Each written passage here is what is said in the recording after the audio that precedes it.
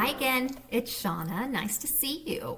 I hope you're feeling good today. If you're not, then I hope you have all of your comfort items around you and your medication.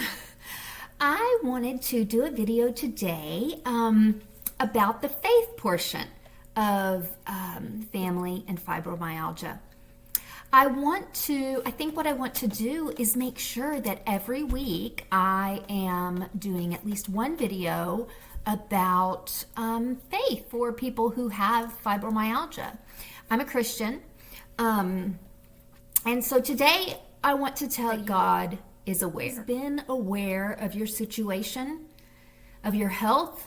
He knows all the little nuances. He's been aware of all of that since before you were born, and he knows everything that's happening with you. If he knows the number of hairs on our head, then he definitely cares about our fibromyalgia flares and our pain and our mental health as well, because fibromyalgia isn't in your head, but fibromyalgia messes with your head. That's all there is to it.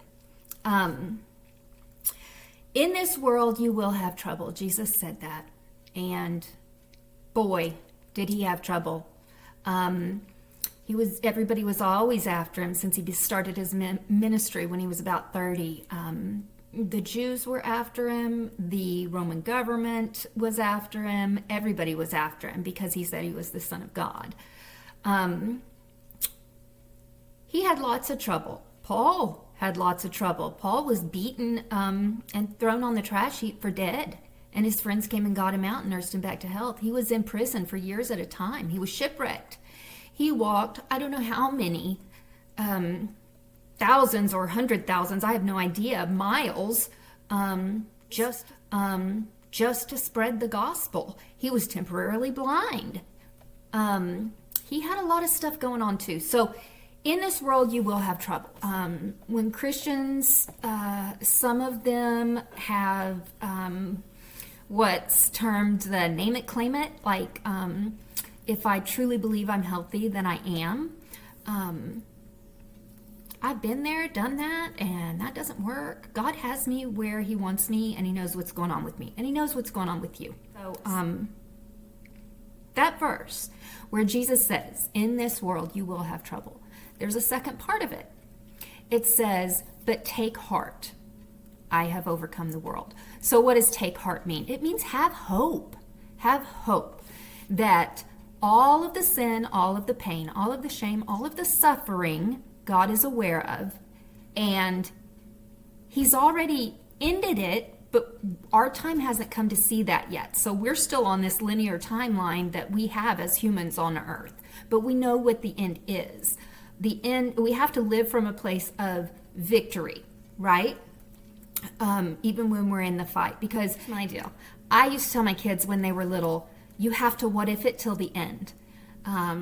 What if this pain becomes too intense and causes permanent damage? What if I can't walk again? What if I die in my sleep? What if it till the end? And if you're Christian, you wake up in heaven. So, in this world, you will have struggles.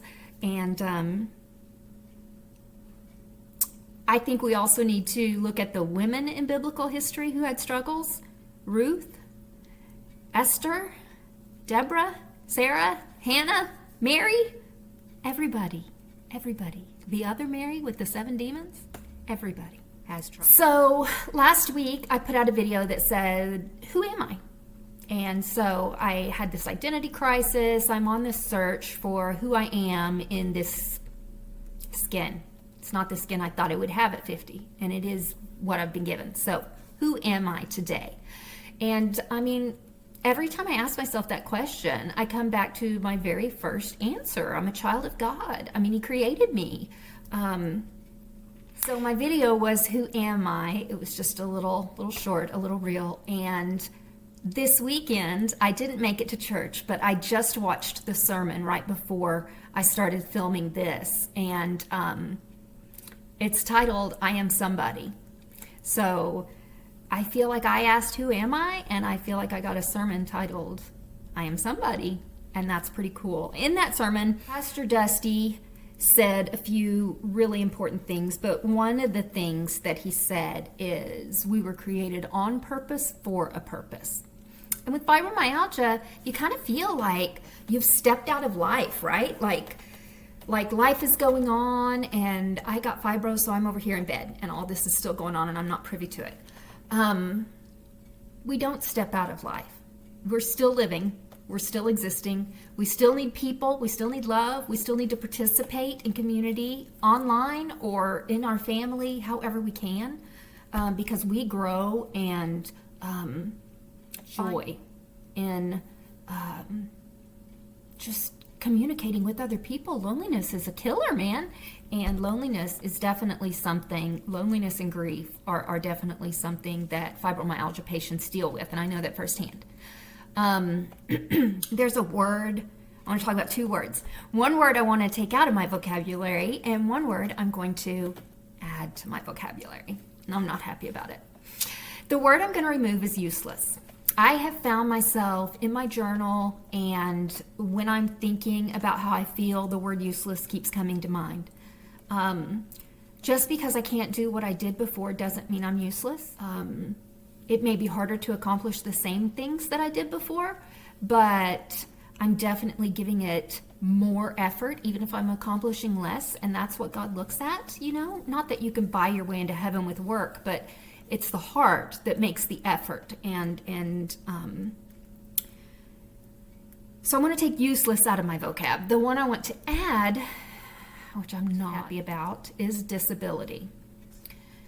I looked up the definition the other day, and oddly enough, when I told Amy Esther, my fibro coach, about looking it up, she had done the same thing years ago. I looked up disability, and we qualify.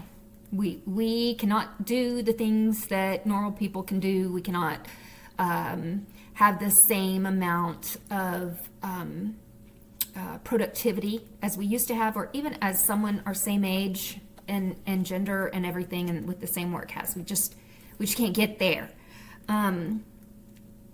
That's okay. That's okay. It's okay to have a disability. It doesn't mean, you hear the word disability, you know, what comes to mind? That's what Amy asked, what comes to mind? And I said my aunt, who's been in a wheelchair her whole life. She had CF, and that's what I think of as disability. You know, she cannot walk. Her legs don't work. But that's not the definition of disability. That's just my projection of what it looks like. Fibromyalgia is an invisible disease.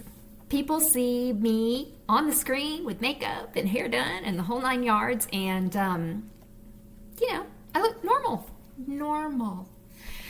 Well, I went out in the backyard for about 5 minutes and picked up some old wood that was back there, and needed about a 30-minute nap. So normal is different for me. I'm sure your normal is different too, but that's okay. As you can probably tell, I changed my intro to these videos because life is chaos, and I want us to have fun where we are, even if that is in bed forever. So every day I'm a child of God. Every day. Every day. I'm going to be in pain, but I'm also going to be a child of God. I want to give you an affirmation.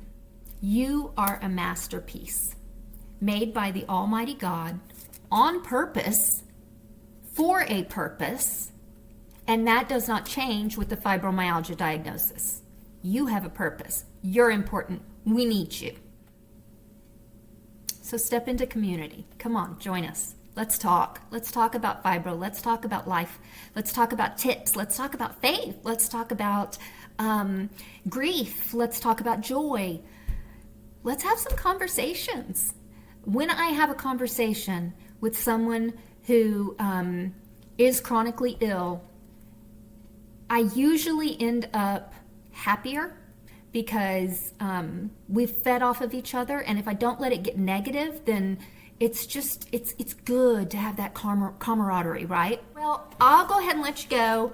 I hope that you have a fantastic day, and that you continue to tell yourself over and over and over, I'm a child of God. And that matters. That matters. All right. Bye-bye.